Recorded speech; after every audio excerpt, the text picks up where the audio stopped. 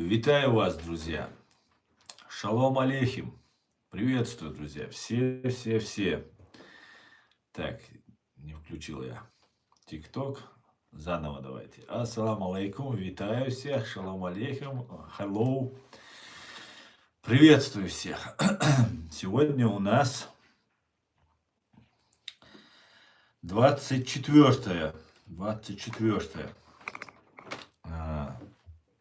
ноября 2025 года. С вами снова я, Аслан Арцуев. Время 18:00 по Берлину, 20 часов, соответственно, по городу Джохаро. Я вас всех, друзья, сердечно приветствую.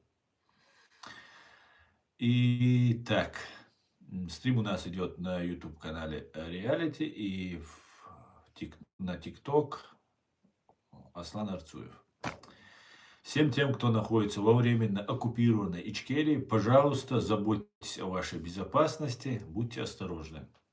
И все остальные присоединяйтесь, пишите комментарии. Ну и все как обычно, друзья, вы все знаете. Сегодняшний свой стрим я назвал интригующий. Это не просто поддержка. Главный секрет, почему Зеленский это Украина. И почему мы все должны его сейчас поддержать. Об этом и многом другом давайте поговорим. А пока вы все собираетесь,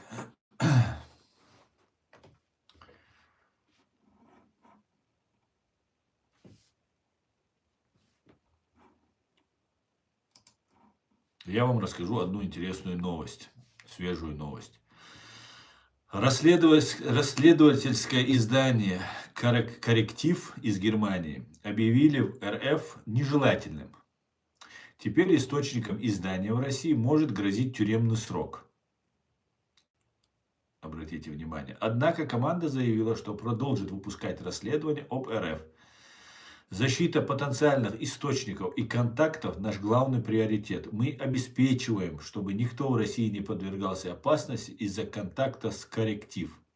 У нас нет сотрудников или официальных представителей на месте. Мы намеренно избегаем любого прямого взаимодействия с людьми в России, чтобы не подвергать их риску, подчеркнул Deutsche Welle представительница «Корректив» Анна-Мария Вагнер. В 2015 году журналисты издания опубликовали подробности о службе Путина в КГБ в Дрездене, а также написали о коррупционном скандале с его участием в 1999 году. В 2024 году «Корректив» обнаружил сеть по дезинформации Doppelgänger, связанную с Минобороны РФ. После публикации портала часть серверов сети были отключена. «Корректив» также разоблачил десятки распространяемых властями РФ фейков, в том числе о войне в Украине. Кроме того, «Корректив» создал русскоязычный медиапроект «Радио Сахаров», где выступают российские журналисты в изгнании. Интересно, отсутствуя какой-либо бюджет, например, как у этого «Корректива», который проводит, уверен, профессиональную, очень хорошую работу, я тоже очень много разоблачил и много чего сделал. Абсолютно без какого-либо бюджета и какого-либо вливания со стороны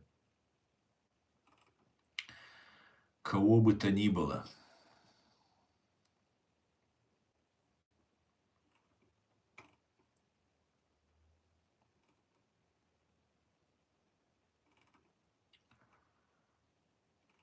Так.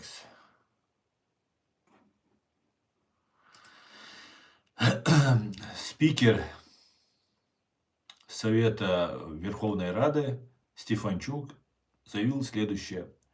Война в Украине закончится тогда, когда Украина вернет Крым.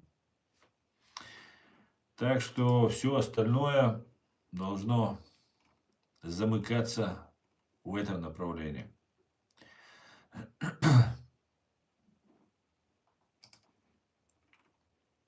Ну и, конечно же, нужно сообщить о полном тексте Европейского мирного плана по Украине, который был опубликован. Полный текст Европейского мирного плана по Украине опубликовали агентство Reuters и газета The Telegraph. Подготовленный Германией, Францией и Великобританией документ основан на американском мирном плане, однако отличается от него несколькими ключевыми моментами.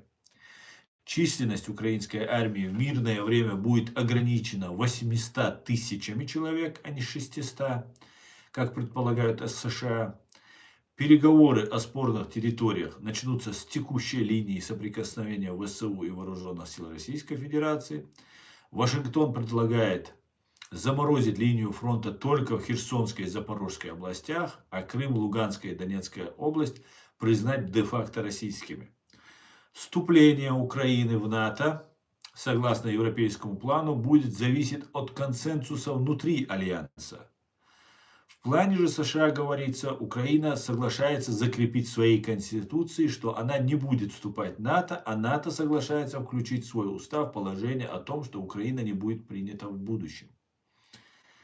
Заморозка активов РФ в Европе продлится до тех пор, пока Россия не возместит ущерб, нанесенный ею Украине. План Вашингтона предусматривает инвестирование этих активов, в том числе в американо-российский инвестфонд. Украина проведет выборы как можно скорее после подписания мирного соглашения, а не через 100 дней, как предлагают Соединенные Штаты. Кроме того, в плане Европы нет положения, что все стороны конфликта получат полную амнистию за свои действия во время войны. Это самое главное, друзья. Амнистировать военных преступников и террористов мы категорически не имеем права. Это предательство. Самое настоящее предательство. Предательство всех погибших и всех людей. Это самое главное. Виновные должны понести наказание. Рано или поздно.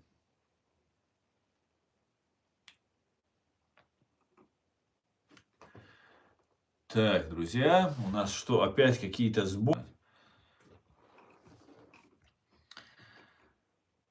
Так, слава Украине, героям слава.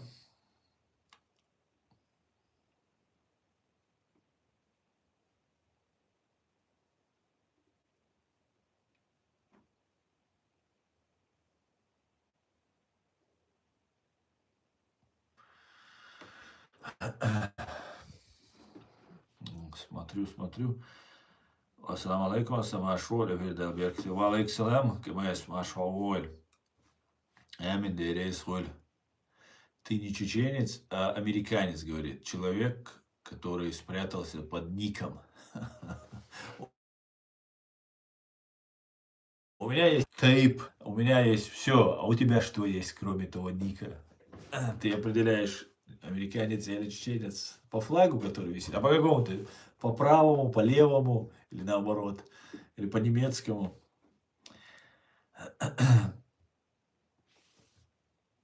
Так.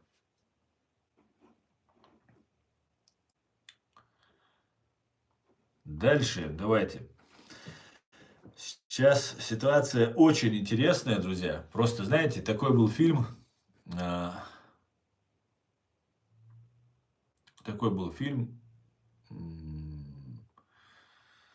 Как же, «Криминальное чтиво», по-моему, назывался. Помните, Тарантино снимал этот фильм? И там парень заехал к одной даме, к девушке своего босса, что ли. Ну, я всех деталей не помню. И происходит следующее. У них с собой героин, наркотик такой, запрещен, не употреблять. Это так, из фильма просто рассказываю. А девушка нюхает кокаин плотно. И вот у нее релиз закончился, я не понял, что там произошло. Каким-то образом она находит этот героин, который у них, и его большую дорожку, и в нос ее. Ей все плохо. У нее передозировка, она падает. У этих двоих, их двое там, которые приехали, у них паника, они не знают, что делать, звонят кому-то или звонят. И говорят, что делать? Те говорят, нужно сделать шок на сердце, там что-то с сердцем нужно сделать. А как это сделать? Там массаж сердца, там что-то там нужно предпринять срочно, чтобы завести сердце. Сердце остановилось из-за передозировки, и нужно его завести, это сердце. И он говорит, нужно ей вколоть шприцом в сердце прям шприц и в сердце воткнуть. Ну, они ей там рубашку раздирают, крестик ставят вот здесь посередине на груди, достают большой шприц, такой длинный такой шприц, откуда-то они его достали. И вот он его вот так поднимает и целится, вот прям в крестик, они ей посередине здесь крестик нарисовали. И рядом говорит, а что будет, говорит, а что будет? Тот говорит, даже не знаю, самому интересно, бей быстрее. Вот мне точно так же интересно, что сейчас будет с этим планом и вообще, что происходит вообще. Вообще невероятные события, очень интересные, очень захватывающие и очень трагичные на самом деле, как и тот случай, когда человек умирал, и они над ним стояли. Алейкум салам, ламаназ, машуэль. Ну, такие вот дела, друзья. Интересно, конечно, за всем этим наблюдать. Будем наблюдать, будем, как говорится,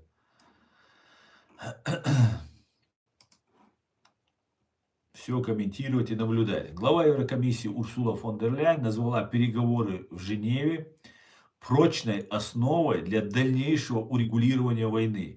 Сейчас речь идет о безопасности всего нашего континента и сегодня, и в будущем. Наши основные европейские принципы, территориальная целостность и суверенитет Украины должны быть соблюдены. Только Украина может принимать решения относительно своих вооруженных сил, заявила фон дер Ляйен по итогам неформального саммита лидеров ЕС в Анголе. Глава Еврокомиссии также добавила, что на саммите вновь подняла вопрос о судьбе пропавших, похищенных украинских детей. Каждый из них должен вернуться домой. О новом импульсе в переговорах заявил и председатель Евросовета Антонио Кошта. Очевидно, что вопросы, непосредственно касающиеся Европейского Союза, такие как санкции, расширение или замороженные активы, требуют полного участия и решения со стороны ЕС. Мы готовы продолжать поддерживать этот процесс, работая в тесном сотрудничестве Евросоюза, а также в координации с Украиной, США и НАТО, подчеркнул политик. По словам Кошта, Евросоюз должен оказывать Киеву необходимую поддержку, дипломатическую, военную и экономическую. Короче говоря, друзья, ситуация очень интересная. И я думаю, сейчас реально мы стоим на пороге очень интересных таких глобальных событий. И все мы должны поддержать Зеленского в это трудное время. Я, как вы знаете, критиковал Зеленского и буду критиковать. Любого политика нужно критиковать и буду критиковать. Но сейчас это нужно для Украины. Зеленский это Украина. Украина это Зеленский. И сейчас, как говорит Аят Идигов, коней на переправе не меняют. Сейчас, в это трудное время, мы все должны поддержать Зеленского. И, конечно же, коррупционные вот эти разные выходки, они должны быть пресечены. Это однозначно.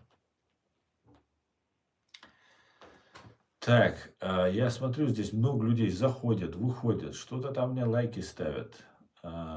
Всем, конечно, вам, друзья, спасибо.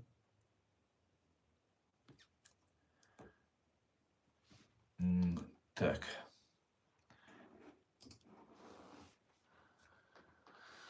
Так, Иркин, шалом. Шалом, слава Украине, героям слава. Год аншлюса Австрии. Так, салам, Кавказиан, саламу алейк салам.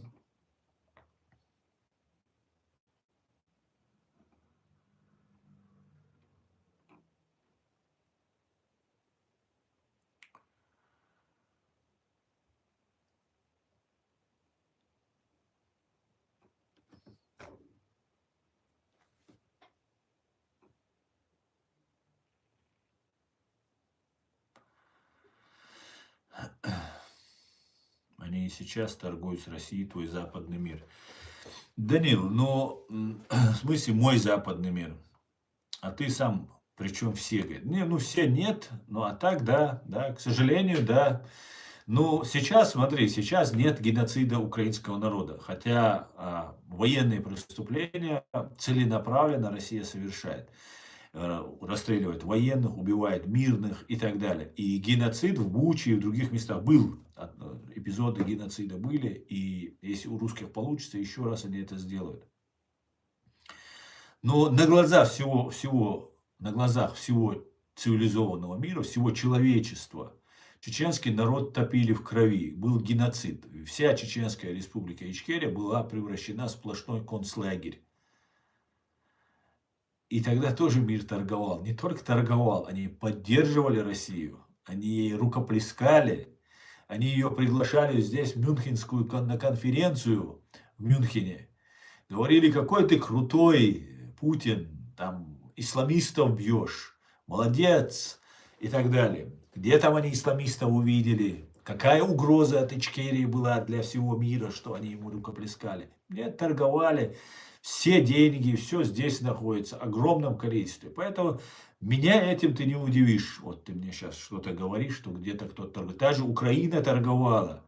У Украины был президент, вообще их, вот их русский, российский был, бежал. Глава СБУ был, глава МВД был. Там, ну, все силовики, все были пророссийские агенты. О чем еще говорить? Понимаешь? О чем еще говорить?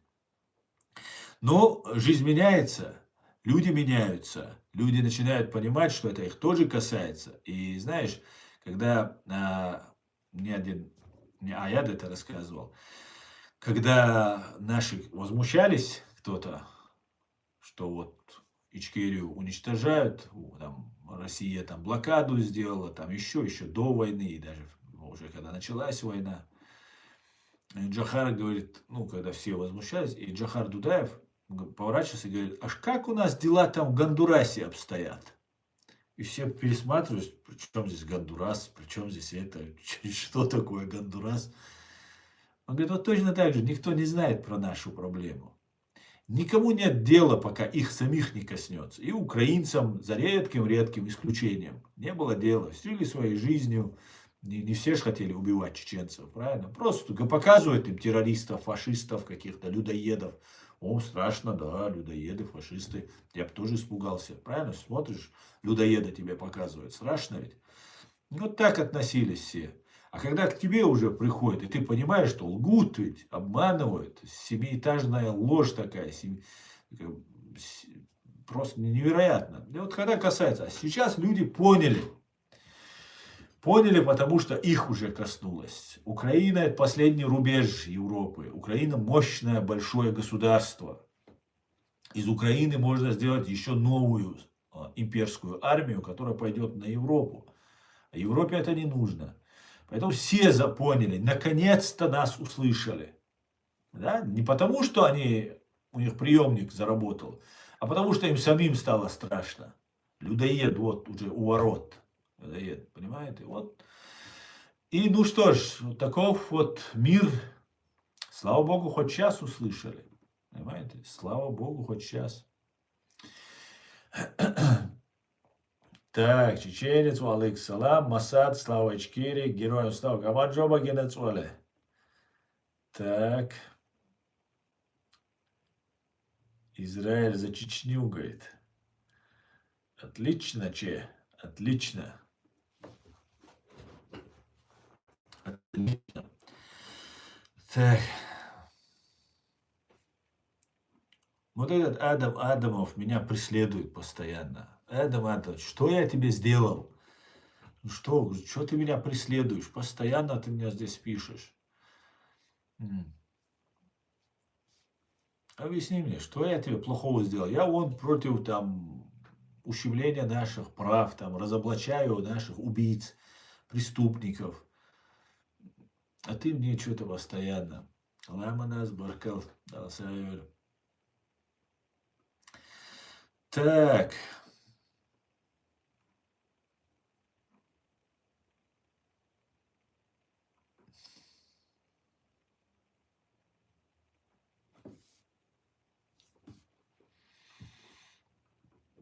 Ну, давайте почитаем здесь, я смотрю.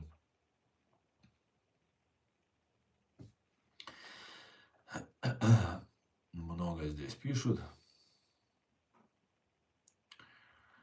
Рамштайн послушаем. Давай послушаем, Виктория, Рамштайн.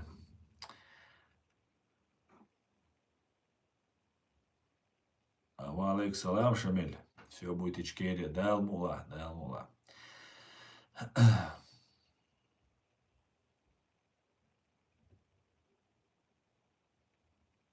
Украинская сторона передала РФ тела 30 погибших российских солдат, в то время как Россия передала 1000 тел погибших ВСУшников. Это получается разница в потере 1000 к 30.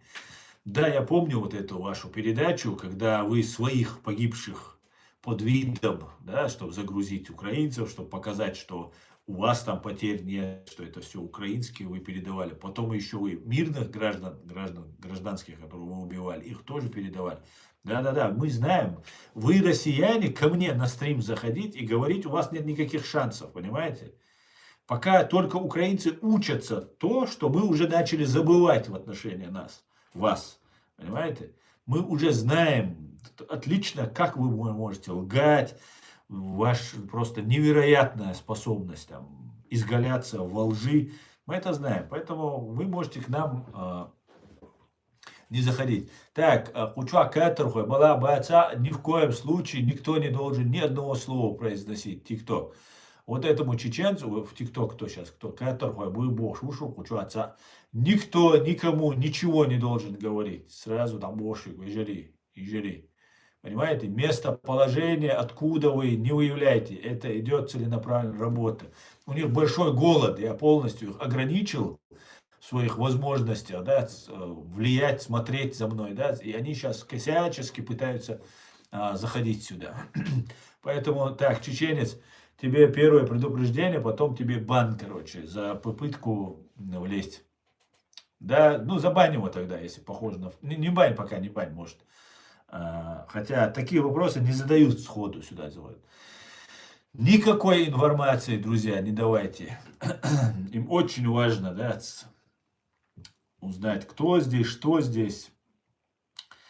Так, а что сейчас плохо люди живут в Чечне, говорит Данил. Конечно, плохо, Данил. Во-первых, свобода, она не покупается никакими деньгами, никакими золотыми клетками. Во-вторых, никаких золотых клеток и денег там нет.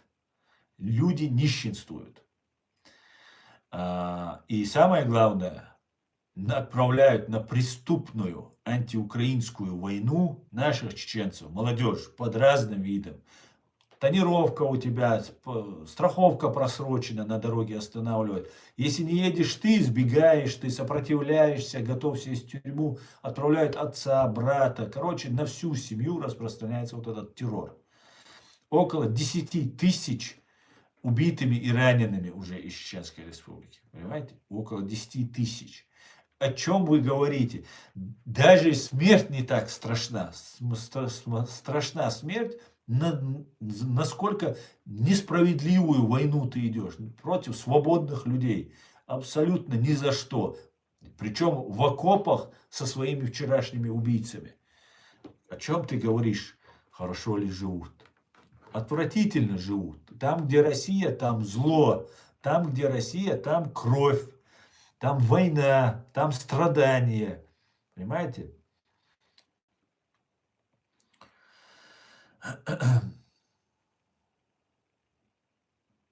Так, Адамов, ты мне надоел, короче, ты уже все рамки переходишь, поэтому тебе давай. Чус.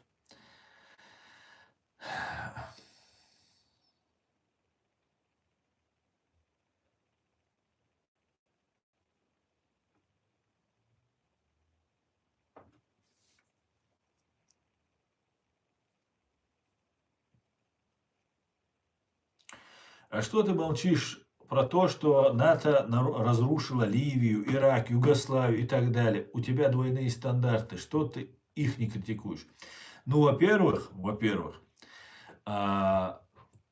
и Ливия, и Ирак, и Югославия, это там были тираны.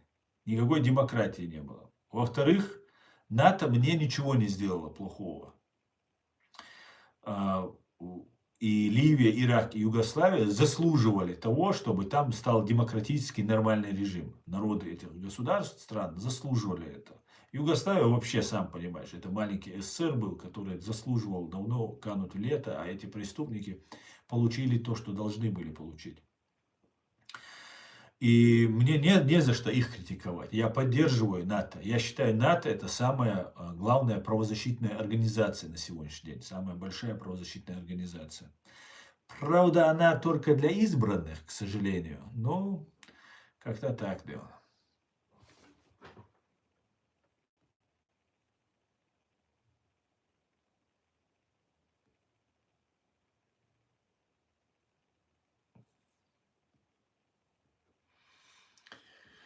Лемоназ, ишь, я и олш душунис. Der букатер вагон, ты говоришь, они ишь, гуч бохцер. Я и ох. И сейчас начнется, вот есть зацепка, есть там потихонечку. Кадыровизация – это страшное ущемление прав человека.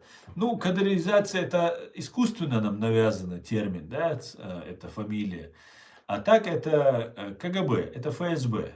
Понимаете, это методы КГБ, ФСБ, НКВД. Вот все. Поэтому правильно будет называть это не кадыризация, ФСБизация, да, или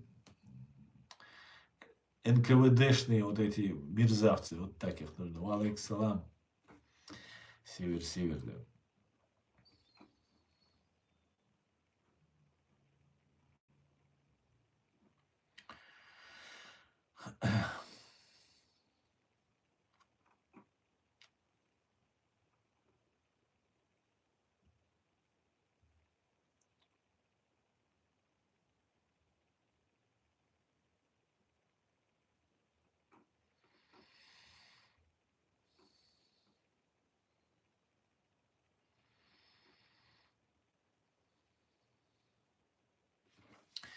Смешно было бы, когда типа ФСБ предотвратил угон истребителей еще со времен СССР. Зачем Великобритания это старье ржавчина, когда у них у самих есть Еврофайтер-истребители? Да-да, Эркин, кстати говоря. Но это еще и моральный такой удар.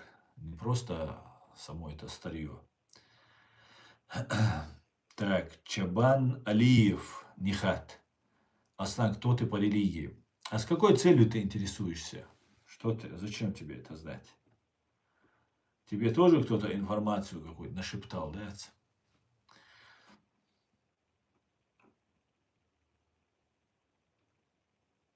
Чечня живет сладко за счет России, говорит Дима. Дима, ну я могу сказать, Россия живет очень сладко. Россия самая богатая страна, россияне самые богатые. Понимаешь, потому что Путин триллионер, огромное количество миллиардеров, и на Рублевка самые крутые вещи. Да там Рязань, там какая-то там Тверь, там еще что-то. Да это кого волнует? Вот эти же есть вот главные ФСБшники ваши, миллиардеры. Как там было на Руси, помнишь? У моего барина самый красивый дом, мой барин самый там сильный, самый богатый. Вот этим хвастаетесь. А Чечня не живет сладко. Живут ваши гауляйтеры, которым вы платите деньги за то, что они нами управляют, нас контролируют, на нас стучат, собирают информацию и управляют. Вот за это, да.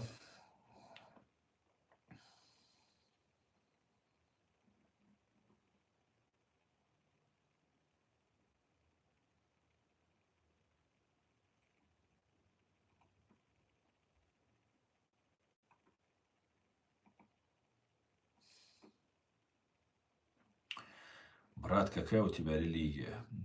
Ну, я мусульманин, я уже 100 раз говорил. Дальше что?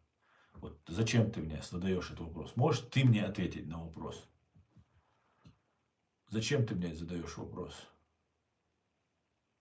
С какой целью?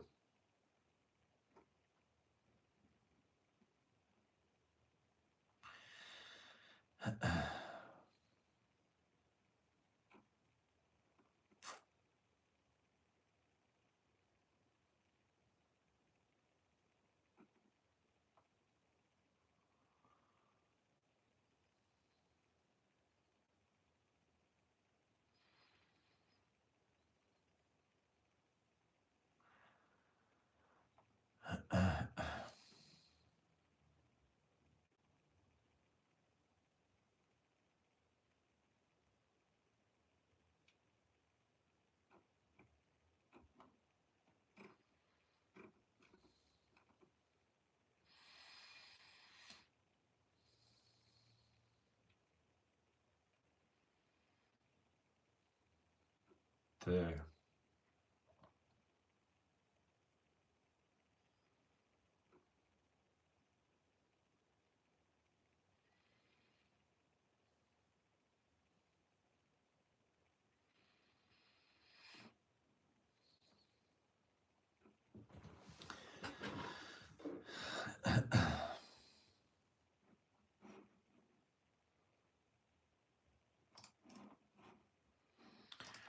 Я смотрю, короче, только одни тролли, короче говоря.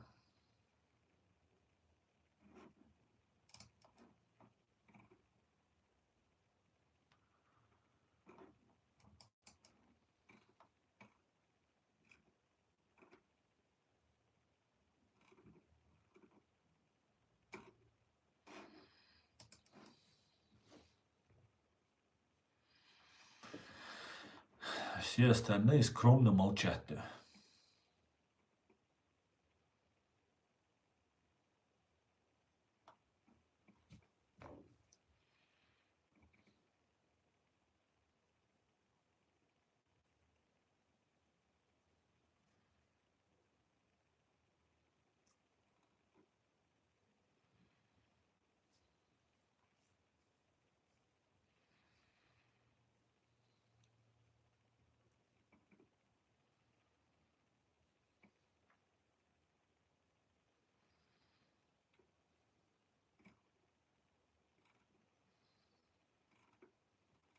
Так.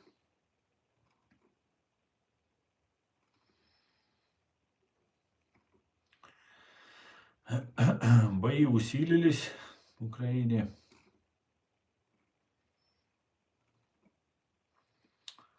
Русские несут потери колоссальные. Как обычно.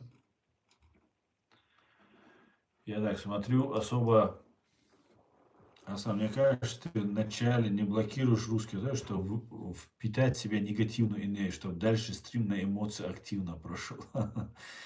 Нет, я просто даю им возможность высказаться. У них дома дети, им нужно кормить детей, там, подзаработать я им даю возможность. Я же правозащитник, я даже к врагам испытываю сострадание. Хотя какие они враги могут быть, так? Перхоть, которая портит настроение на секунду.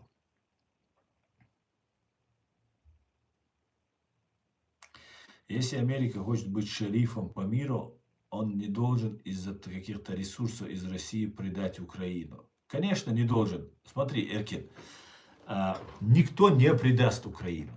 Не предаст. Ну, в смысле, не предаст. Имеется в виду не в смысле, что будут отстаивать все до единого интересы и так далее. Например, человек, который берет взятку в Украине, особенно во время войны, он предает Украину. Пусть он не служит ни КГБ, ни ГРУ, ни ФСБ, но он предает ее.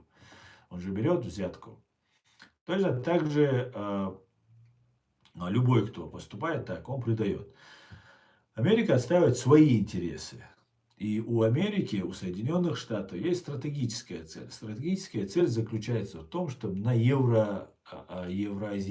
евразийском, европейско-азиатском континенте не было империи. Раньше, знаете, как я это вижу вообще, я вам объясню ситуацию. Короче говоря, для того, чтобы была конкуренция и мир развивался, нужен внешний враг. Всегда. Всегда, при всех условиях он нужен. Если нет внешнего врага, начинается враг, и ищут врага внутри. И начинается развал страны, то есть гражданские противостояние происходит, гражданское. Поэтому нужно противостояние. И самый большой рассвет западной цивилизации произошел именно после Второй мировой войны, когда было такое однозначное, стопроцентное противостояние против Варшавского блока и вот натовского блока Запада и Советского Союза и его там, марионеток. И Советский Союз был, ну, скажем так, очень мощным, таким в начале был особенно мощным, много было армии, было много захвачено европейских там разных ценностей, интеллектуальных ценностей и всего остального. И можно сказать, фактически начинали на одном уровне. И технологическом, и интеллектуальном, и финансовом, хотя, может быть, там, и полезные ископаемые. Ну, в принципе, можно было сказать, арабские страны ушли под Советский Союз, некоторые арабские страны там дружили с Англией, с США и так далее. И был раздел. И вроде бы и Китай был слабее тоже за Советский Союз коммунистический. И вроде бы и идеология есть, здесь капитализм, там коммунизм. Ну, все отлично. И ядерное оружие друг от друга, у друга, вот у этих мощных стран, друг против друга они воевать не будут. Да, очень удобно, кстати, да. У меня ядерное оружие, у тебя ядерное оружие. Поэтому мы с тобой друг друга бить не будем. Но вот вон те вот эти два мелких каких-нибудь, которые на твоей один и один на моей стороне. А вот они пусть дерутся. Да, как холопы дерутся как там, у баринов, барины ругаются, у холопов чубы трещат, да, по-моему. Вот так и жили. И все отлично, ты король, у тебя все нормально. Но дело в том, что русские, КГБ, поняли, что они остались в дураках, потому что они отстали. Конкуренцию не выдерживала тот коммунистический, вот этот социалистический режим, который подавлял личность, не давал развиваться личности, не давал никакой возможности для развития. Ну и, конечно же, надо исходить, что это чисто сатанистский режим был. Они не могли конкурировать с Западом, где свобода личности, где права человека, и акцент начали еще больше делать. Ведь на Западе, мы знаем, и в тех же Соединенных Штатах Америки была сегрегация. Чернокожие не могли ездить в автобусе с белыми, в университеты не могли поступать. Это все было. Причем во Второй мировой, в Первой мировой войне принимали участие чернокожие, а в автобусе ездить они не могли, в университетах они учиться не могли. И все это начало меняться потихонечку, хотя в Европе это поменьше было, хотя тоже это присутствовало.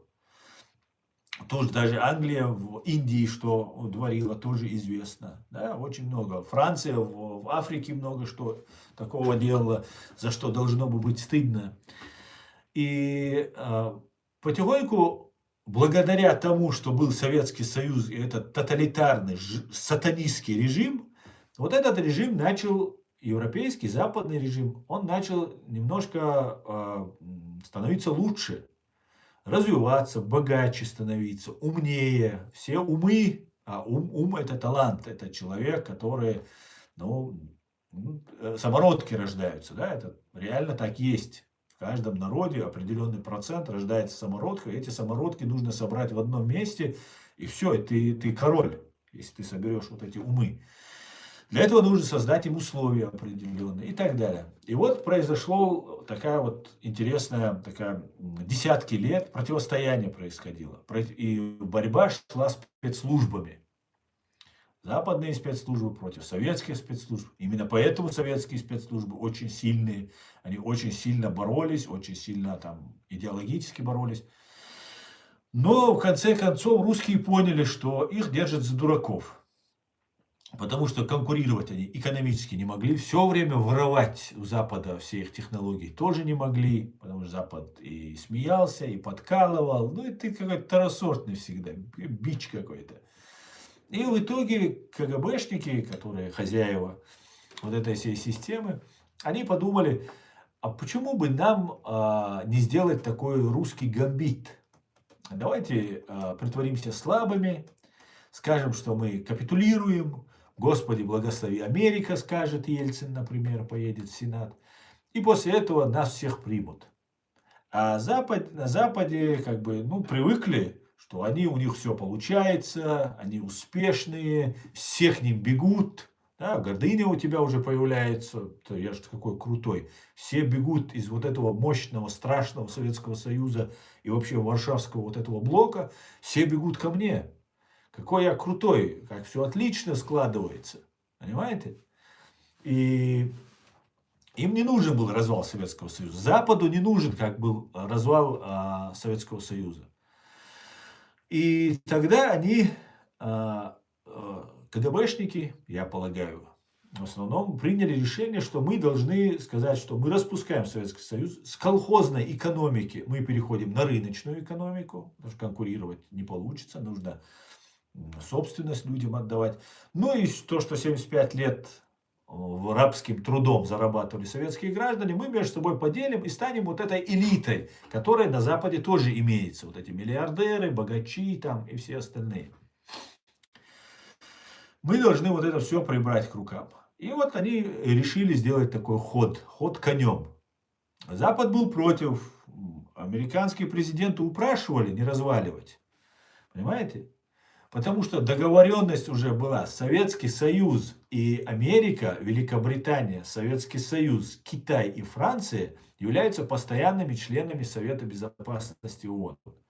То есть они, вот мы ищем какое-то мировое правительство, где все управляет. Вот, никуда ходить не надо, вот оно находится, мировое правительство. Никаких масонов, кальсонов, всего этого нет. Ну, они есть, конечно, там разные группы есть.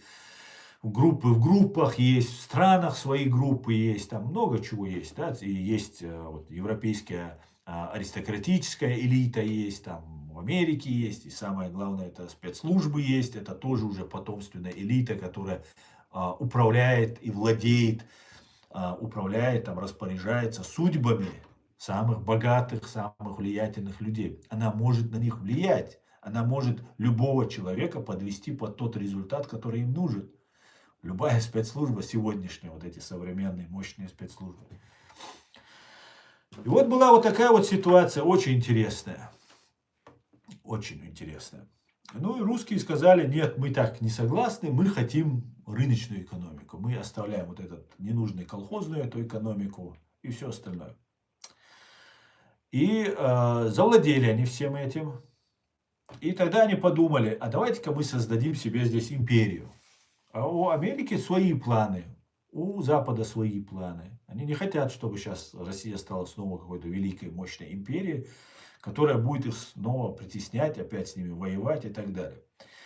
И я полагаю, с Россией решили закончить вопрос. Конечно, ее разваливать особо никто не хочет. Она нужна подчиняющаяся и так далее. Но с другой стороны, все отдать Китаю тоже нельзя.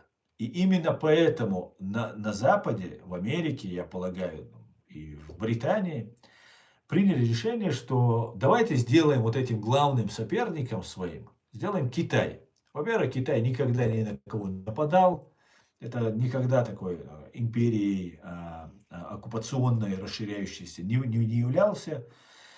Поможем им немножко с экономикой.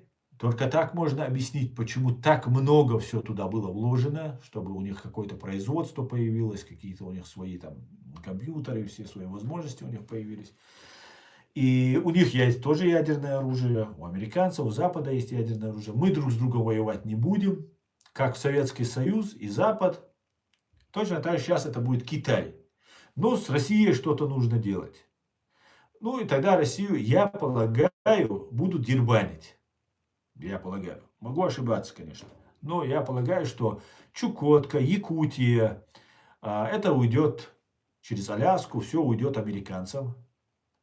Это будет Соединенные Штаты Америки. Часть уйдет Китаю. Китай захватит там Сибирь, Дальний Восток. Часть уже захватил, он захватывает. Россия не против, ФСБ не против. Путин, Патрушев не против. Останется какая-нибудь европейская часть России. И она, ну, как бы, должна стать более-менее демократической. Как сказал Пол Гоббл, Россия станет демократической в том случае, если в ясный день со стен Кремля будет видна граница России. Вот до этого уровня довести Россию, она станет демократической. Ну, конечно же, спецслужбы российские остаются. Они никуда убираться, уходить не собираются. Они совершили страшные преступления не только в своей истории, но и сейчас. Над чеченским народом. Над моим народом они совершили. Они это знают, они знают, что мы это знаем, они знают, что мы им этого не забыли и не забудем. Они дальше совершили над грузинами, над сирийцами, над украинцами сейчас совершают. Но они попытались стать сильнее, потому что другого выбора нет. Им нужно постоянно воевать. Им нужно постоянно рассказывать, что вот мы воюем, на нас враг напал и так далее, чтобы самим жить. Это такая преступная, такая кровавая, людоедская клоака. Им нужно вот в этом состоянии всегда держать население. Они россиянам это не рассказывают, что мы должны всегда воевать и так далее. Просто воюют и все.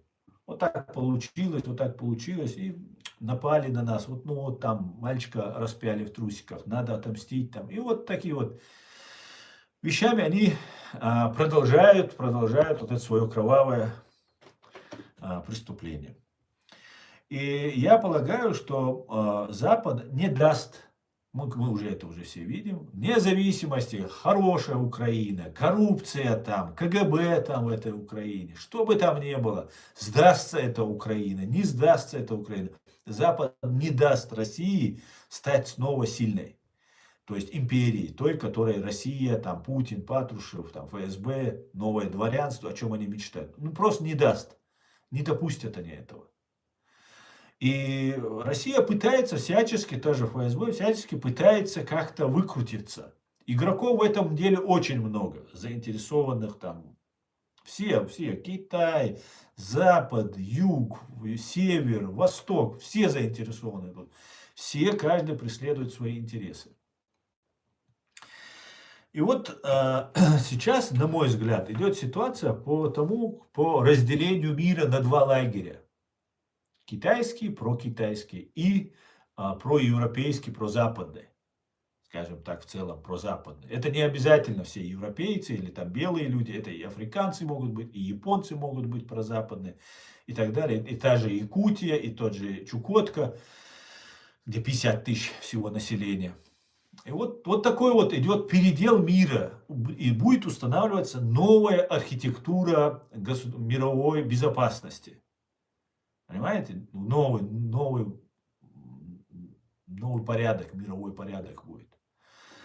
И вот с тех пор мы окажемся в той или иной ситуации. Кто в этот момент зафиксируется ситуацией, например, Ичкерия, если будет свободным, независимым, суверенным государством, вот оно останется таким. Если оно останется частью вот этого огрызка России, которые будут как будто ни при чем использовать как сектор газа против Южного Кавказа, там террор там, и так далее. И даже не столько навредить американцам, сколько не дать самим чеченцам и кавказцам прийти в себя. Потому что у кавказцев очень много, не только у чеченцев, почти у всех кавказских народов, и у черкесов, и у грузин, и у армян огромное количество, хоть они с ними были очень близкими. У азербайджанцев огромные претензии к русским. У всех будут претензии. И чтобы этих претензий не было, они везде хотят разжечь огонь. Везде хотят манипулировать, управлять. На той же в оккупированной Ичкерии, в том же Дагестане, в других республиках России, например, на Кавказе, тоже есть свои заинтересованные люди, чтобы не установился свободный, там, демократический какой-то там порядок и режим. Лучше они, потому что они убивали, чеченцев убивали. Вот все кавказские, вот эти мусульманские, так называемые братья, убивали чеченцев. Понимаете? Не все, конечно, народы, но вот из них, вот кто служит этой России, они убивали чеченцев. У них по локоть. Они в крови чеченского народа. И мы не забыли это. 42 тысячи убитых наших детей мы не забыли. Понимаете? И не забудем. И грузины своих не забудут. И азербайджанцы своих не забудут. Никто не забудет. И черкесы не забудут, что было 100 лет назад. Да и сейчас то, что не дают черкесам прийти в себя. Вот такая вот система, в которой мы живем. Понимаете? И нам нужно отстаивать свои интересы. И я предлагаю, ничего нового я своего не предлагаю, я предлагаю то, что говорили до меня умные люди. Это Звиат Гамсахурдия, это Джохар Дудаев, это азербайджанский президент,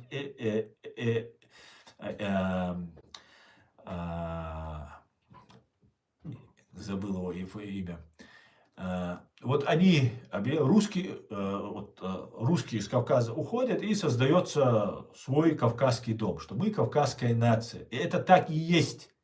Мы, кавказцы, очень похожи по культуре, по ментальности, ну, по многому чему, да и по месту проживания. Мы находимся среди трех морей: Каспийское, Черное, Азовское.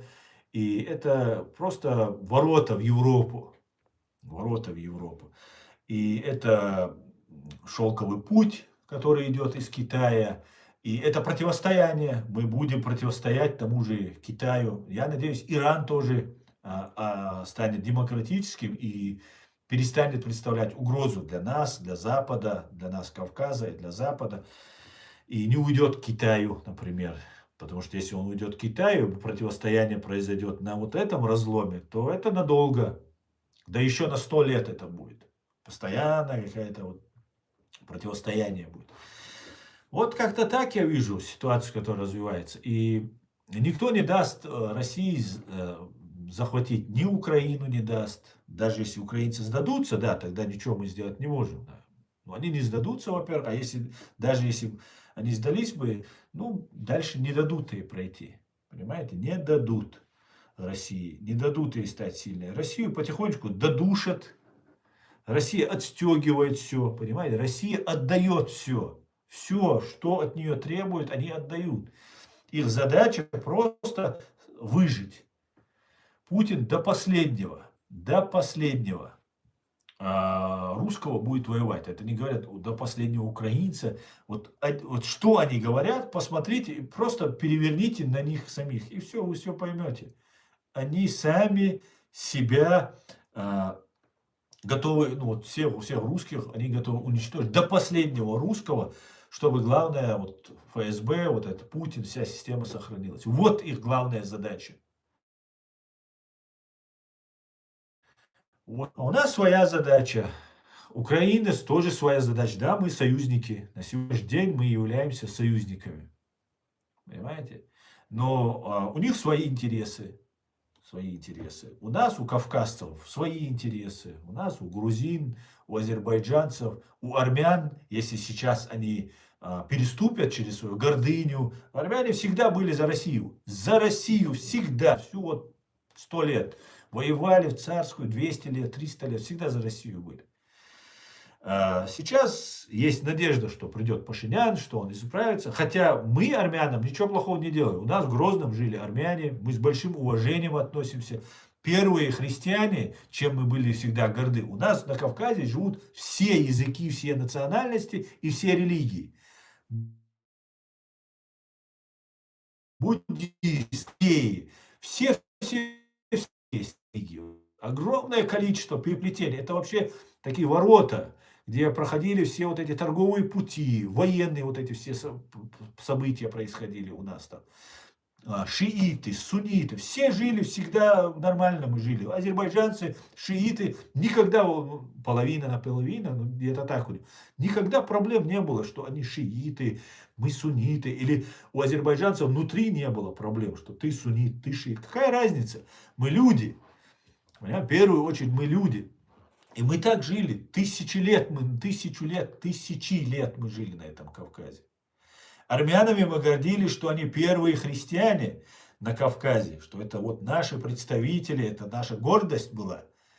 Абдурахман Тарханов об этом еще писал, постоянно говорили об этом, что вот там, у нас жили, у меня в классе, например, было, вот сколько это, мальчиков 10 нас было, наверное, из них двое армян, то есть 20%. Это армяне были. Много армян жило, в Грозном жило, говорили на чеченском же, евреи у нас жили. И не было никаких вопросов, никаких проблем. И сейчас не должно быть, если мы мудрые, а если мы какие-то тупые отморозки, где будем нам пропаганда российская будет подкидывать, там вот там исламисты, побежали, давайте всех исламистов, мусульман убивать. Там христиане, побежали туда, иудеи, давайте туда. Вот, значит, мы тупые бараны, которые позволяем собой манипулировать. Значит, мы не доросли еще до цивилизованного состояния, чтобы иметь свое государство. Если мы не имеем свое государство, Но это не значит, что нас оставят как дикарей жить и живите как хотите. Нет, просто придет кто-то, кто умеет, или кто-то, кто нас направляет, представляет нас дикарями, чтобы нами потом управлять. Вот и все, больше ничего не произойдет. Ну и как папуасы где-нибудь там на острове, где в Гвинее, нас никто не оставит, поверьте мне. Возьмут, придут, скажут: "О, это про дикари, которые не умеют жить, мы будем ими управлять". Вот поэтому мы сами должны научиться управлять. Мы древнейшая цивилизация, кавказская цивилизация. Мы должны этому научиться. И у нас есть все основания. И как нужен внешний враг, вот есть Россия. Худо, нет худа без добра, как говорится. Нужен же внешний враг. Вот есть фашистская Россия, Русня. Вот она всем нам зло принесла. Я не виню всех русских. Ну, имперская Россия должна заплатить за все, возместить все нам. Она должна объединить нас. Мы должны объединиться, найти единый корень. И мы должны понять, что в новом мире, в новом миропорядке, мы должны занять свое, как Европейский Союз, занять свое Кавказский Союз, Кавказский дом, о котором говорил Джохар Дудаев, Гамсахурди и другие. Как-то так. Понимаете? Поэтому все будет Ичкерия, друзья. Все будет супер просто.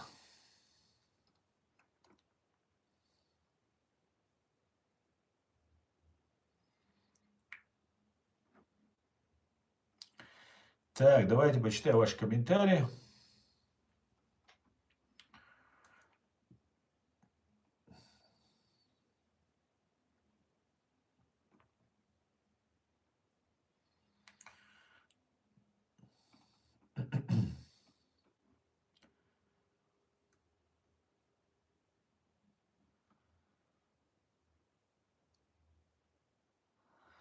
Россия уже заплатила, она ничего Кавказу не должна. Ну, смотри, путь, я с тобой не согласен. Это, конечно, вы так хотели бы, чтобы у вас, вы никому ничего не должны были. Но вы должны, нам 1 триллион долларов вы должны, нам, чеченцев, миллиону чеченцев, вы должны 1 триллион долларов. Понимаешь? Ни много, ни мало. Вот такой у нас к вам счет. Вы нам еще 50 лет будете их выплачивать, если не 100.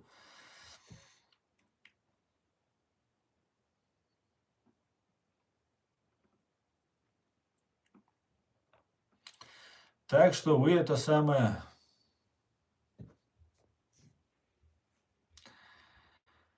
Вот, приготовьтесь.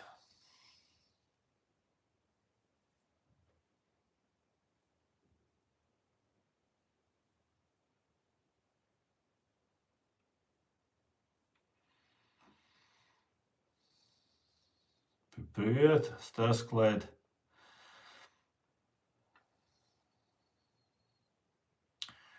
История России начинается с Петра и шведского города Петербург. Петербург был шведский портовый город.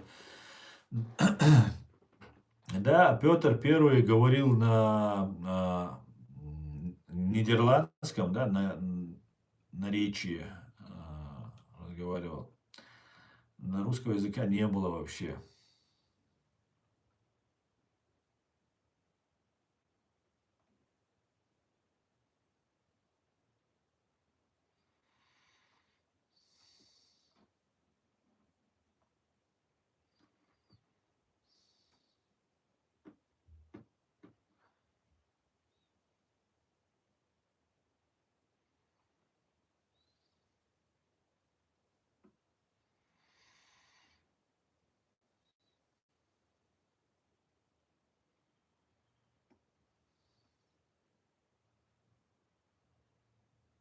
Александр, дорогой, Россия всегда и так отдавала США и без войны. Ну о чем ты? Не понял я.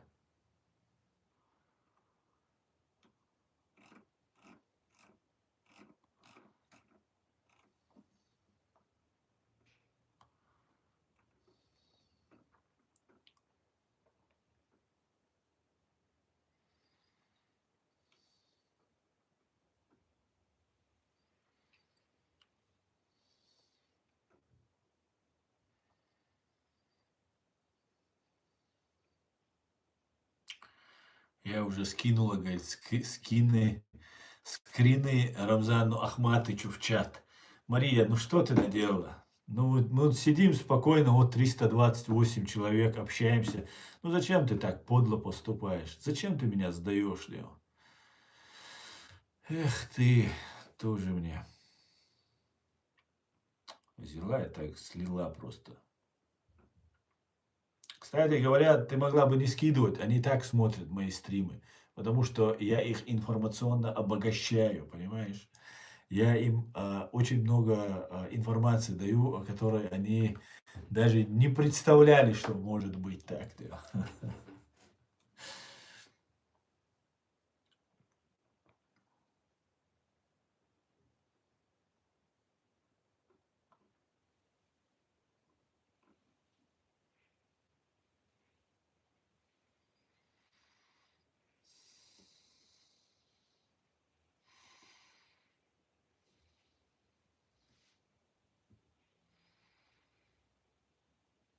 Грузия здесь, Грузия, Гаманжова.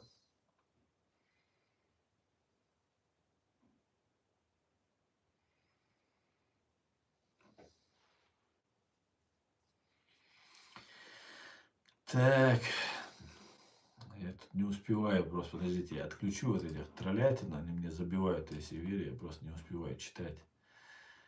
Смотрю, здесь и нормальные люди появились, но эти забивают весь. Все, давайте, у вас последняя секунда, хватит вам сегодня. Погуляли. На хлеб я вам дал заработать, давайте домой. Катя.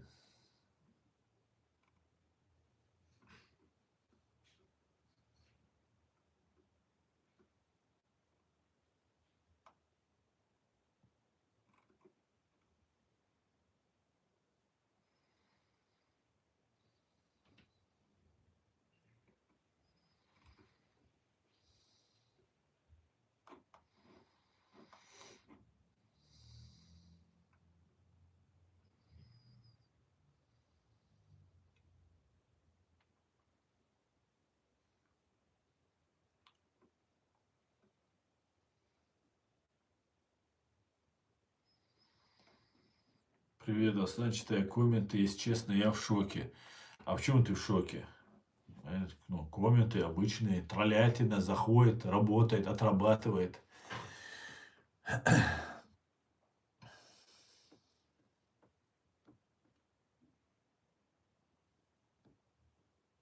Бастион, what's going to يقصى سيعيق.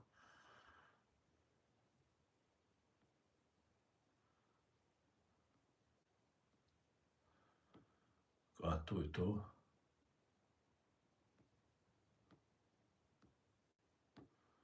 Hocam diyeceğim.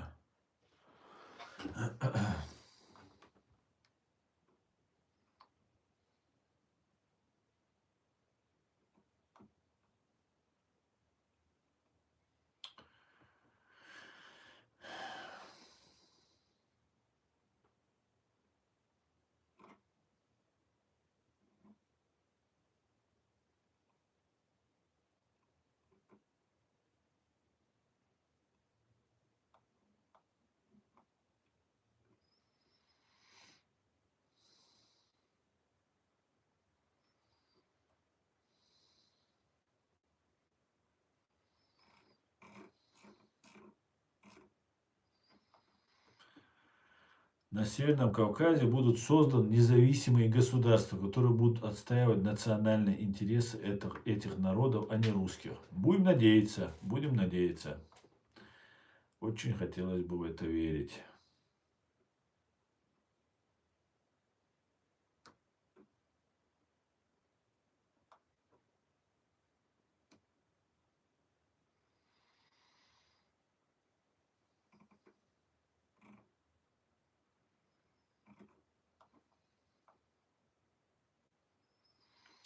Был комментарий, либо вы его удалили здесь, не могу найти.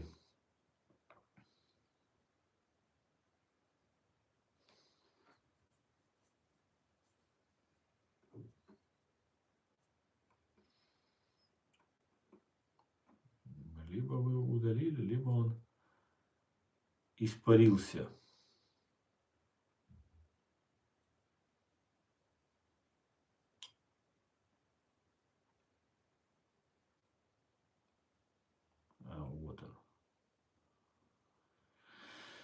Так, Асан, салам маршал. Да он Хавьещан, давно не видел тебя, Асан. Ты и есть лицо народа Ичкерии. Я очень рад тебя видеть. Буря, Машволь, Дели салам Машволь.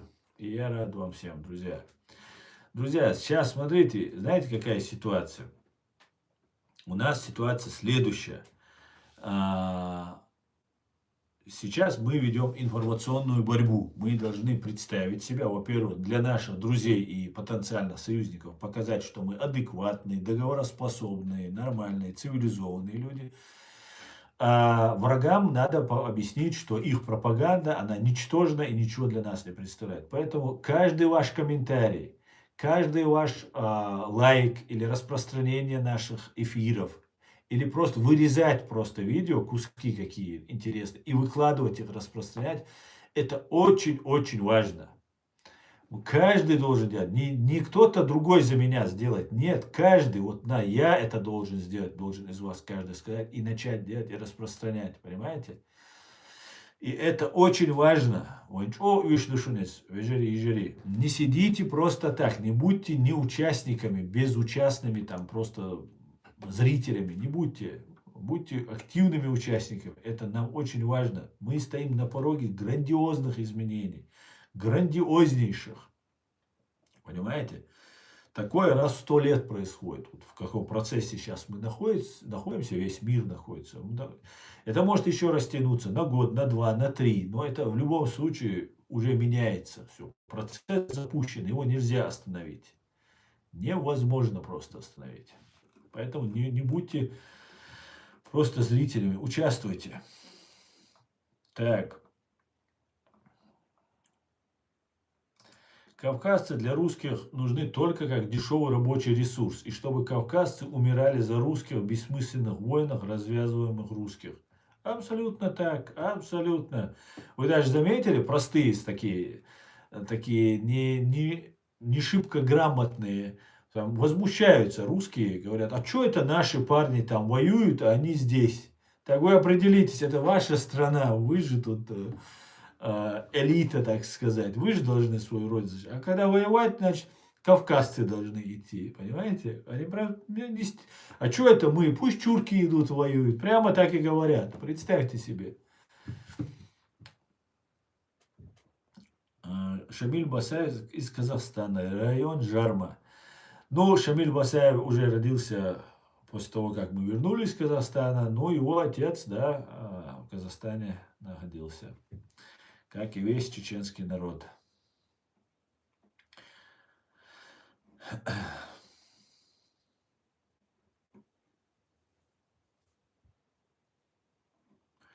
Кавказ когда-то освободился благодаря Германской империи, победившей Россию в 18 году. Кавказ тогда когда-нибудь вновь станет независимым от России. Возможно.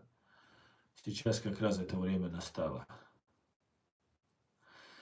Есть, Аслан, ты видел видео, где бежавший из России русский опрашивает чеченского БТО, и при этом разные подколы кидает, оскорбления, обвиняет в военных преступлениях чеченцев. Нет, не видел я это видео, и мне присылали это видео, но я его не успел не посмотреть, ничего.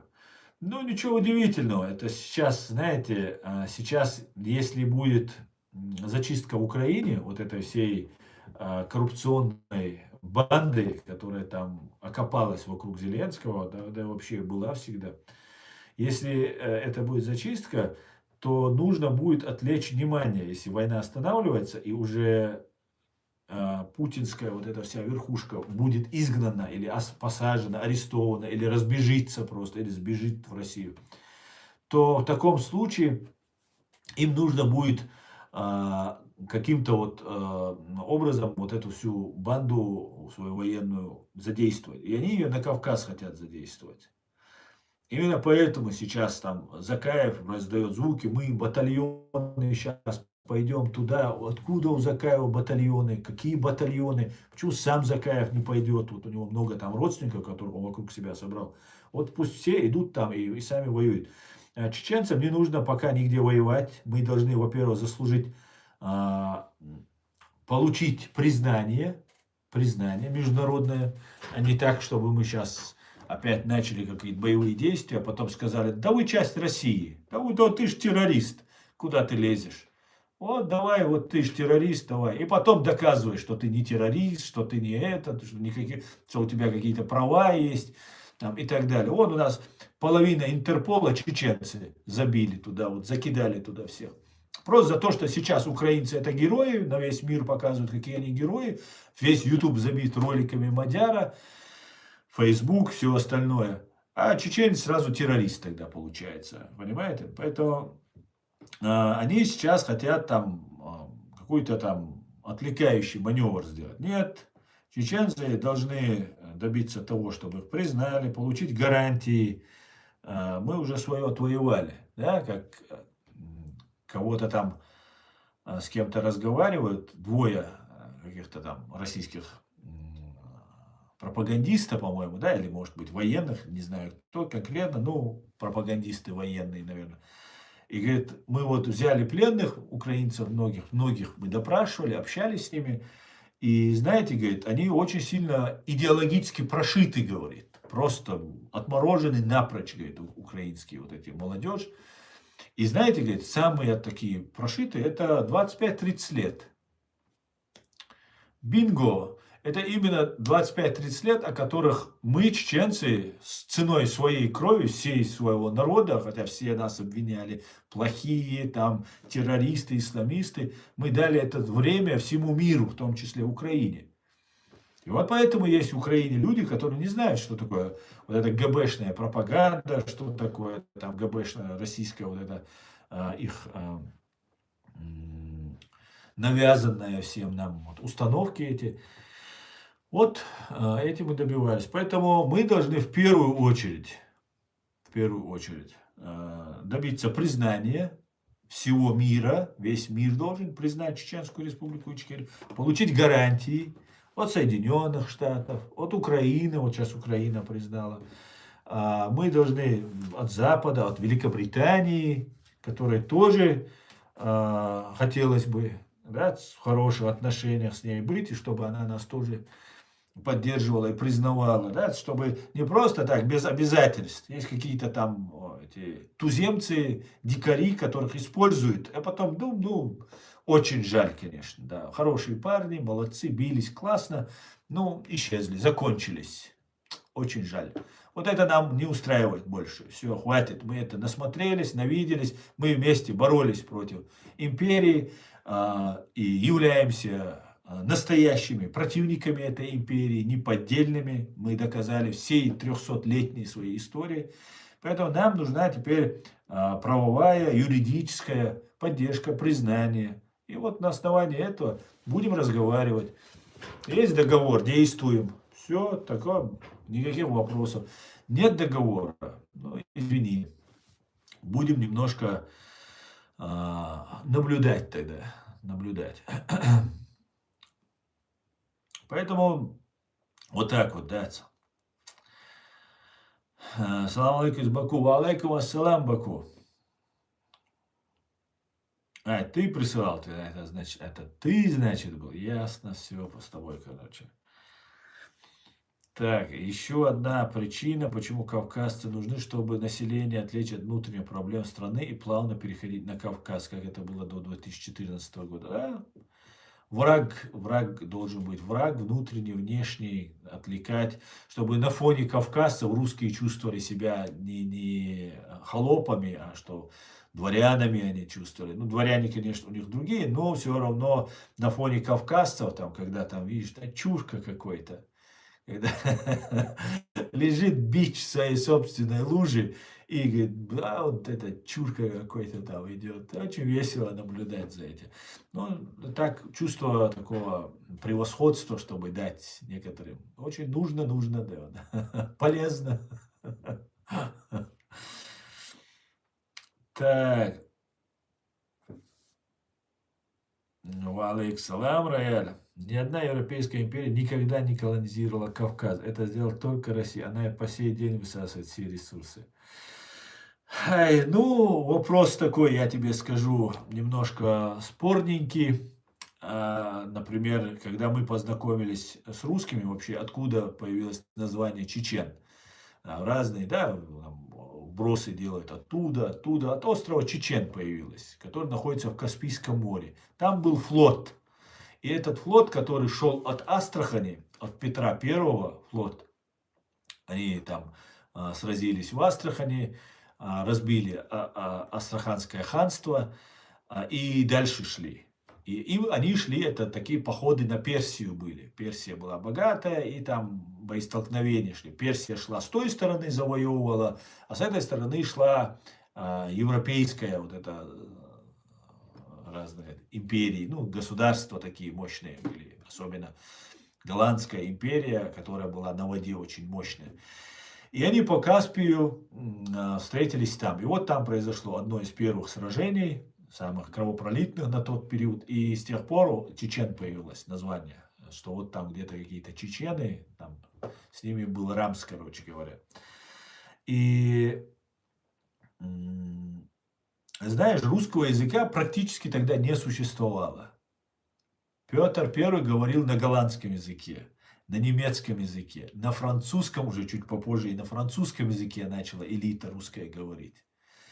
Русского языка как такового не было. Русские солдаты в основном говорили на староцерковном языке и разных других языках народов, которых их объединяли. Поэтому спорно сказать, что вообще, что европейцы никак не причастны были. Понимаешь? Спорно очень будет сказать, что европейцы не были. Все руководство царей, значит, заканчивая вот Александром II последним, которых русские расстреляли сами. И тогда мы думали, что это вот, смотрите, вот этот царь, он Николай, не Александр, Николай был последний, а до этого был Александр, который очень кровавый был. И они столько зла принесли кавказцам, черкесам, чеченцам, всем нашим кавказским народам. Некоторые, конечно, служили за них, за царя, за русских, а остальные были за нас. И вот эти, когда казнили вот этого последнего Николая, тогда чеченцам говорили: вот смотрите, вот пришла новая справедливая власть, которая отомстила. Представьте, даже детей убили. Для чеченцев это вообще дикость была, как детей убить. Это невозможно просто. В чеченском кодексе этого быть не может просто. Убили всех, никого не оставили. И некоторые чеченцы начали верить: о, смотри, да, молодцы какие. А оказывается, вместо этого зла пришло еще большее зло. Понимаете, забывшее даже это зло, затмившее даже вот этих.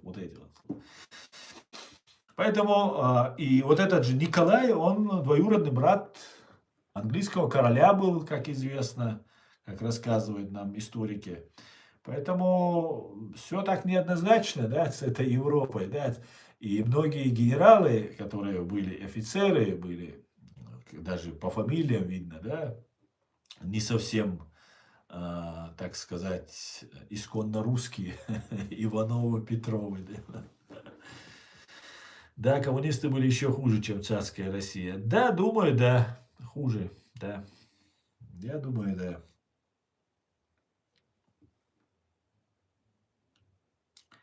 Руководство царей были немцами, но это была Россия, а не Германия. Да, там разные были. Я из ветви шейха Мансура, Райзера. Отлично, шейх Мансур, отлично. А что сделал ты? Скажи мне, Райзер. Шейх Мансура мы знаем. А что сделал ты?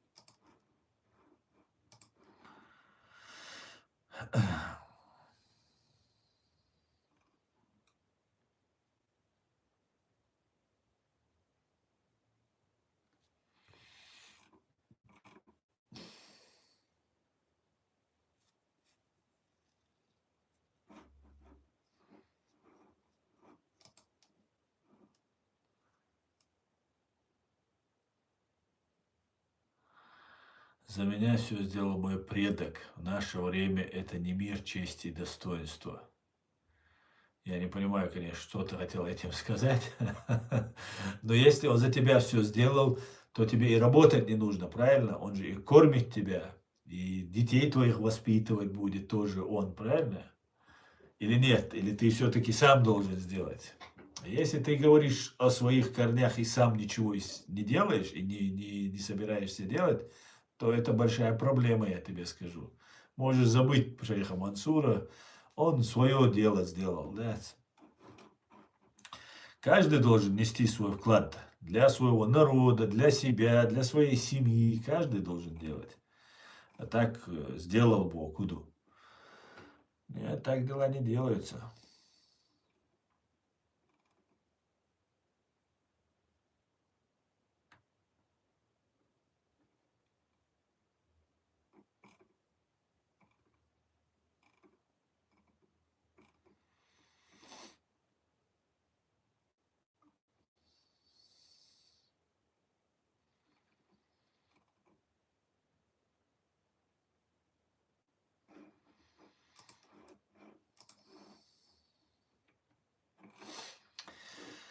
Так, Саудовская Аравия планирует открыть еще 2 магазина с алкоголем. Один в жилом комплексе Арамко Дахране для немусульман иностранцев, другой для дипломатов Джиди.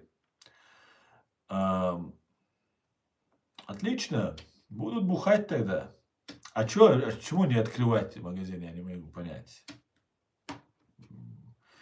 Кто хочет, тот пьет, кто не хочет, тот не пьет. Это же свободные, мне кажется, люди. Маш мог швау асландал атуболь дели саламаш вечный зоха маш. Я против алкоголя, против наркотиков, сразу говорю, если что, что вы потом мне там не приписывали.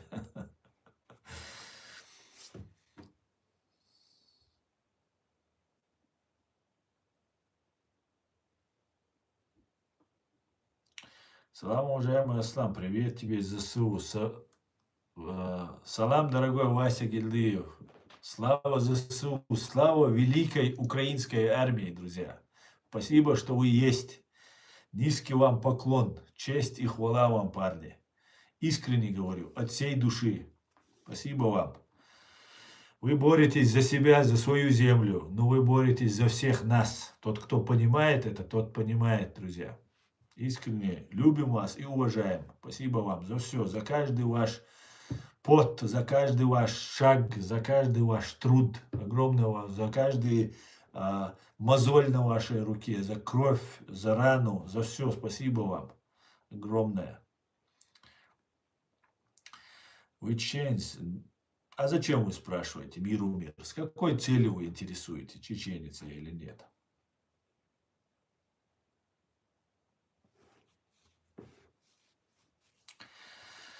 Президент США Дональд Трамп заявил, что собирается признать братьев мусульман Ихван аль-Муслимин террористической организацией. А что с Эрдоганом тогда делать? Он же тоже из этих. Эрдоган может обидеться, да он? Я помогаю нуждающимся, а ты, говорит, Райзер.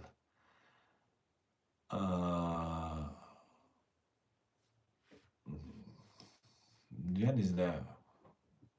Я что? Я обычный человек. У меня предок очень мощный был, может. Я ничего не делаю. Живу в свое удовольствие. Как видишь ты, да?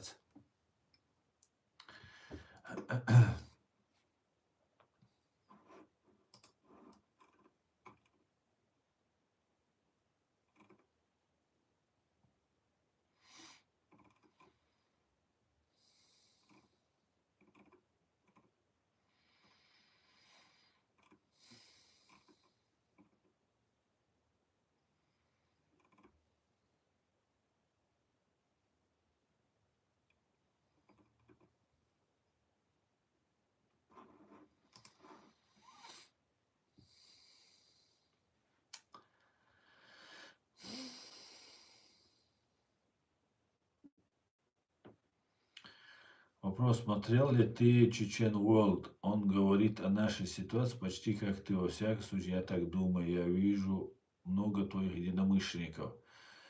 Не помню, я недавно смотрел одного, я вот не помню, какое у него название было. Не знаю.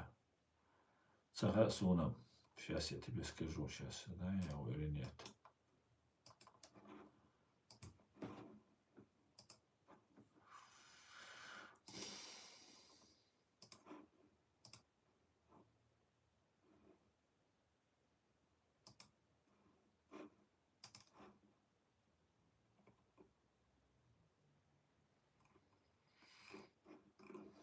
Он стримы делает, я не могу понять.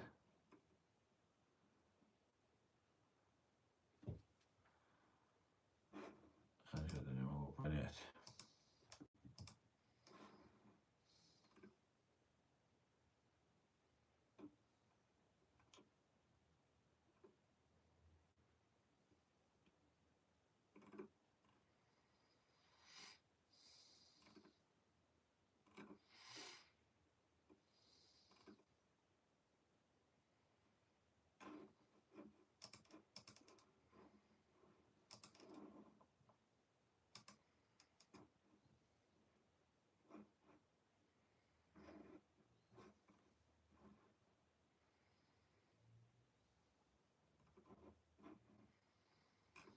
Нет, я что-то не знаю, о чем ты говоришь. Это не знакомо мне это все. США официально признали террористической организацией «Картель де лос Солос», к деятельности которого, как утверждает Вашингтон, причастны люди венесуэльского режима, включая Николая Мадуро. Да, у Мадуро большие проблемы, я тебе скажу. Да. У Алекса ночь. У Мадуро проблемы. Кроме политики, что вас интересует, Миромир? Вы мне не ответили, почему вы меня спрашиваете, чеченец я или нет?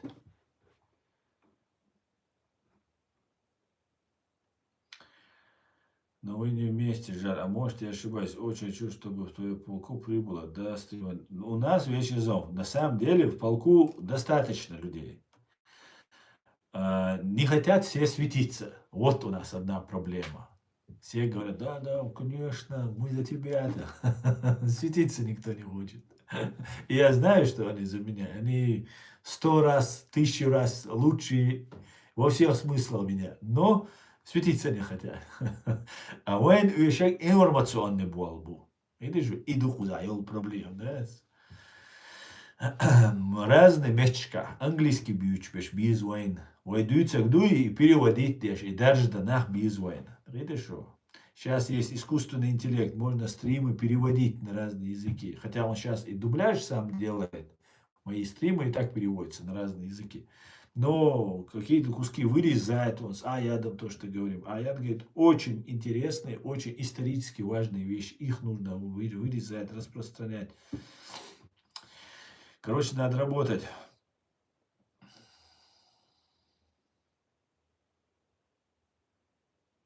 Угу. А почему именно Ханты-Мансийске увеличили Старсклайд?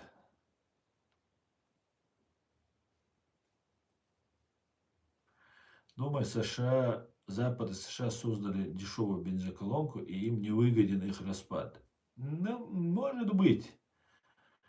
Может быть и так, но Китаю что-то отдать придется. Китай просто так не будет сидеть. Ну, короче говоря, так все нормально.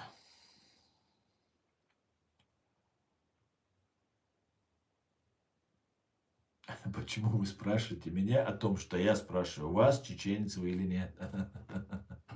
Миромир, ну ты интересно, конечно. Веселый парень. Да, чеченец я, чеченец, Миромир. И Трамп красавчик, тоже я с тобой согласен. Все, ты победил, короче. Кроме политики, что вас интересует? Меня что интересует? Меня интересуют права человека, меня интересует, не буду я говорить, что больше меня интересует.